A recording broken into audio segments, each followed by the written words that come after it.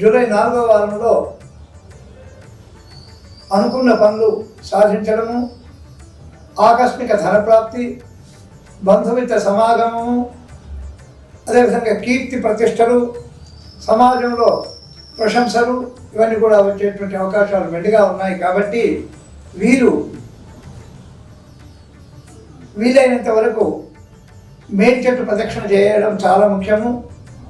శుక్రుడు అదేవిధంగా నవగ్రహాలలో నవగ్రహ ప్రదక్షిణ చేసి శుక్రుడికి తెల్ల వస్త్రము, బొబ్బర్లు ధాన్యము నివేదన చేసినట్టయితే వీరికి విశేషమైనటువంటి ఫలితము ఉండేటువంటి అవకాశం ఉంది ఈ కుంభరాశి వారికి.